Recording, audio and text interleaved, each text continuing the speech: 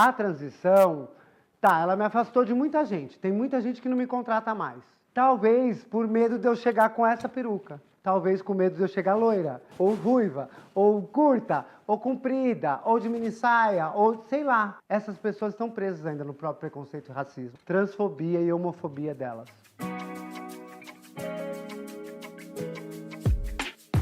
Bom, eu sou da Paraíba, vim para São Paulo com 2 anos de idade. Eu sou a primeira filha de um casal de pessoas brancas, a única negra dessa família. Primeiro, com 9 anos, eu comecei a entregar jornal com meu pai. Com 14, eu entrei na Serasa, de office boy, depois virei office girl. E aí, com 21, eu fiz o curso de cabelo. Aprendi a cortar. Na época, ser um profissional de cabelo, cabeleireiro e cabeleireira, você precisava ser completa. Tinha que aprender a cortar, secar, tingir, enrolar, fazer permanente, fazer tudo. E eu virei essa profissional.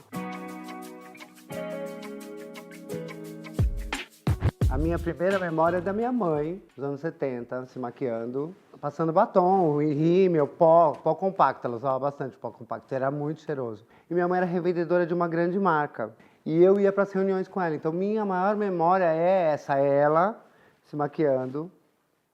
Maria, te amo de paixão. E isso me trouxe aqui.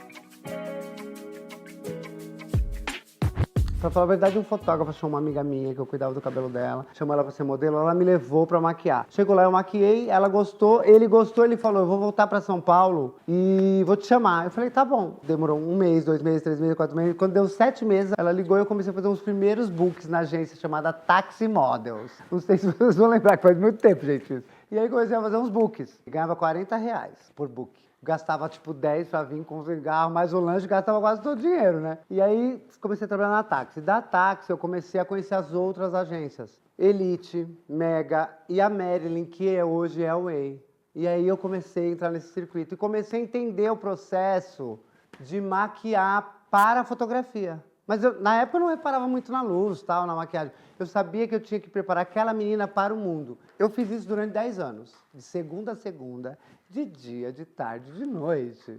Quando tinha o salão eu fazia, quando tinha... E daí eu comecei a conhecer todos os fotógrafos, conheci todos os diretores das agências e aí todas as meninas me conheciam. Nesse processo, os composites que eu fazia chegavam nas mãos dos diretores das revistas. Mas eu não sabia desse processo. Na Vogue, na Elle, lá. E daí, um dia, a Patrícia Carta viu um dos materiais e perguntou quem era. E aí, o Giovanni viu e o Paulo Martinez viu. E aí falou, quem é essa bicha? E meio nessa época, em 2006, eu fiz a minha primeira capa de Vogue Espanha, com a Isabelle Fontana. A Isabelle, eu falo isso, ela não gosta muito disso, mas ela foi minha madrinha, minha fada madrinha. E a Isabelle me chamou para fazer essa capa. Eu fui, fiz a capa de Vogue Espanha. E aí, nessa época, tudo aconteceu. Fui fazer um desfile, a Naomi estava lá, e aí eu conheci a Naomi, maquiei ela me chamou para fazer um desfile.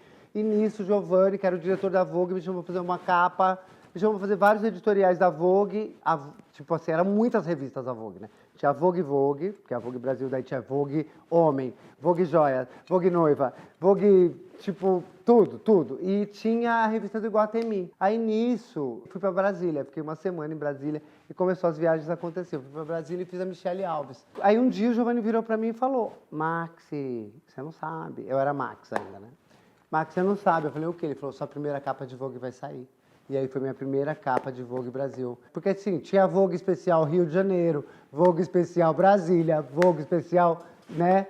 E aí eu fui fazer e foi maravilhoso. E aí minha primeira capa de Vogue Brasil foi a Michelle.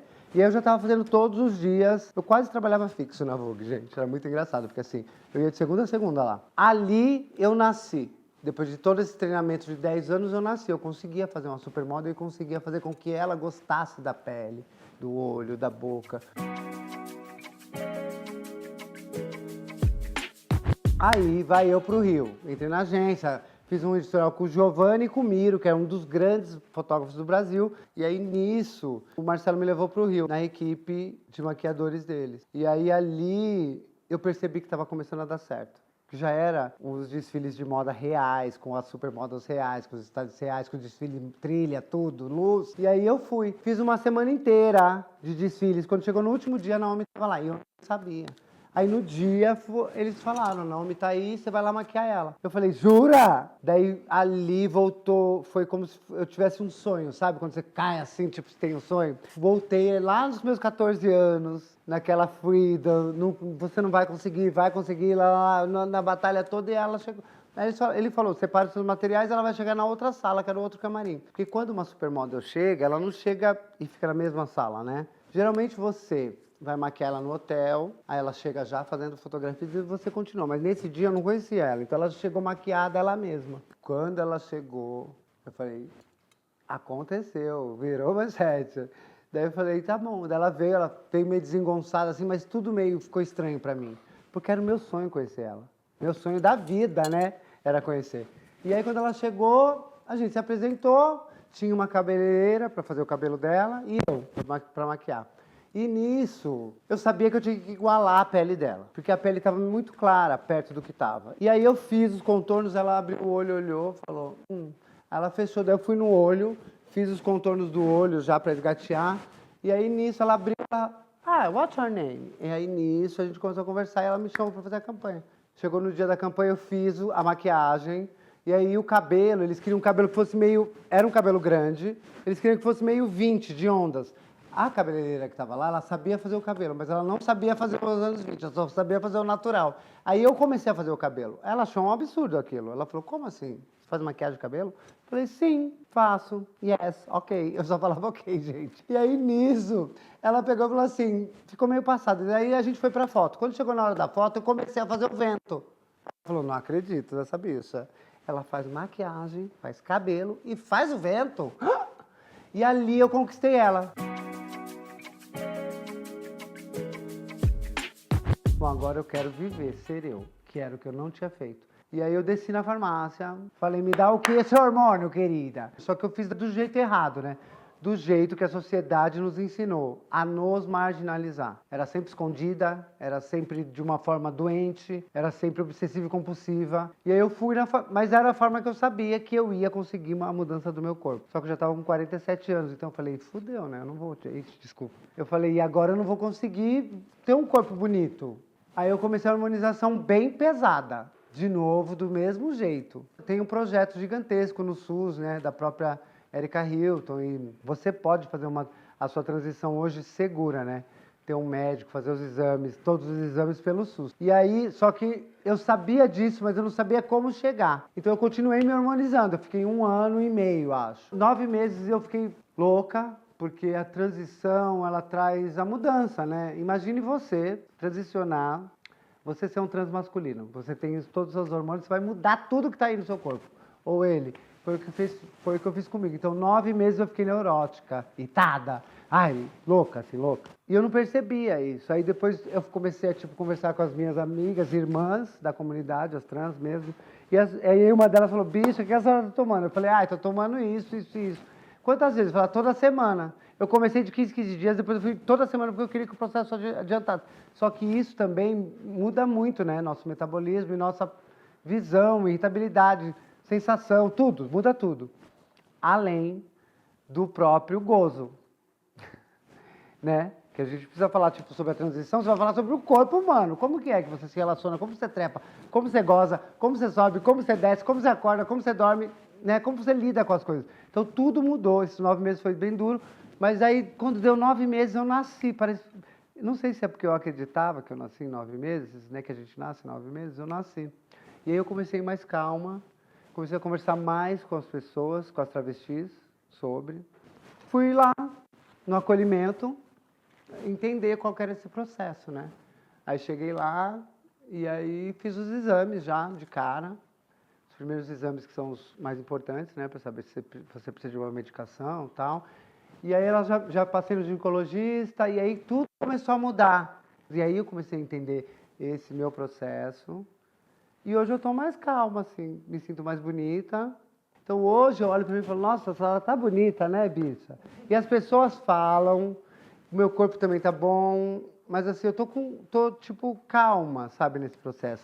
Não tô mais apostando corrida com ninguém, né, que eu acho que é uma coisa legal pra gente falar, que o mercado, o mundo, ele faz a gente correr, correr, correr, e ser mais, ser mais, ser mais, né?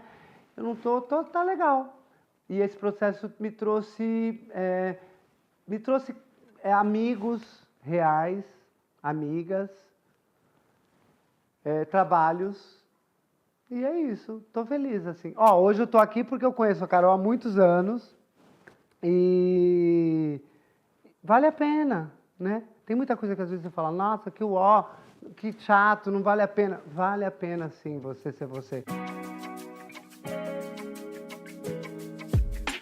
A transição, tá, ela me afastou de muita gente. Tem muita gente que não me contrata mais. Talvez por medo de eu chegar com essa peruca. Talvez com medo de eu chegar loira, ou ruiva, ou curta, ou comprida, ou de mini saia, ou sei lá. Essas pessoas estão presas ainda no próprio preconceito e racismo, transfobia e homofobia delas. Se você olha um grupo de uma revista, de cinema, acho que no cinema acontece menos, tá? Às vezes homens trans, mulheres trans estão vindo com mais força, mas na moda você olha grupos de pessoas que não tem nenhum negro, nenhuma negra. Travesti, então, bebê, que não tem mesmo. Quando eu olho um grupo de pessoas que não tem nenhum negro, uma negra, eu acho estranho. Eu acho que eu fui a primeira gay a contratar mulheres, a ter uma assistente mulher, a levar as mulheres, mas nenhuma dessas mulheres contratam travestis, nem pretas, pouquíssimas. Então, tipo, essa troca, se a gente exige algo, por que a gente não faz? Então, eu mesma comecei a fazer, gente. Esse último curso que eu dei tinha 7 travestis. Então, eu estou trazendo essas 7 travestis. Na Forca, no São Paulo Fashion Week, elas estavam.